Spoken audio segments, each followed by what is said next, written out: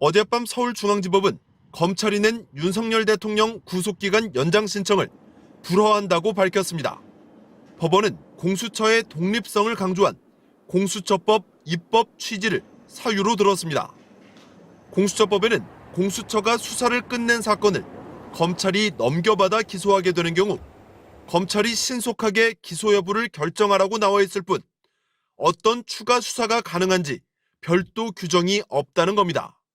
따라서 검찰이 구속기간 연장 같은 적극적 강제 수사를 할 수 있는지에 대해서는 근거나 상당성이 부족하다는 게 법원 설명입니다.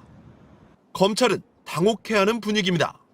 검찰은 그제 공수처로부터 사건을 넘겨받자마자 곧바로 구속기간 연장부터 신청했습니다.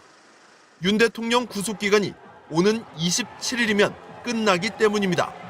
검찰은 다음 달 6일까지 구속기간이 열흘 연장될 것으로 보고 다음 주쯤 윤 대통령 조사를 준비하고 있었습니다.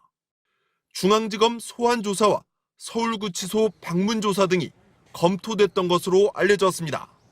하지만 법원 불허 결정으로 늦어도 내일까지는 윤 대통령 조사를 해야 하는 상황이 됐습니다. 구속 기소를 위해서는 내일까지 기소 준비를 끝내야 하기 때문입니다. 이르면 오늘 윤 대통령 조사를 시도할 가능성도 있습니다.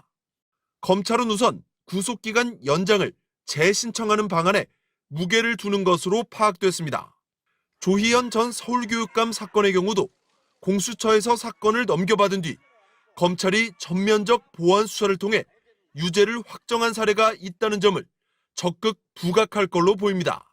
하지만 재신청 역시 불허될 가능성이 없지 않은 만큼 윤 대통령을 주말 내 조기 기소하는 선택지도 준비할 것으로 예상됩니다.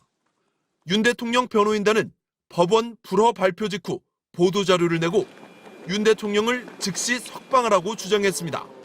MBC 뉴스 이준입니다.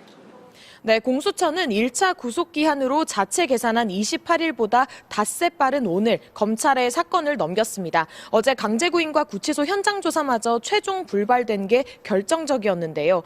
공수처는 대통령 기소권이 없어서 기소하려면 검찰에 사건을 넘겨야 하는데 사건을 더 가지고 있는 실익이 없다고 판단한 것으로 보입니다. 윤 대통령 사건을 검찰에 넘긴 공수처는 비상계엄 당시 언론사 단전 단수 등을 지시한 혐의를 받는 이상민 전 행정안전부 장관 사건 등을 계속 수사할 계획입니다. 검찰은 우선 법원에 구속기한 연장을 신청할 것 같은데요. 윤 대통령 대면 조사는 검찰에도 중요하지만 소환에 응할지는 미지수입니다.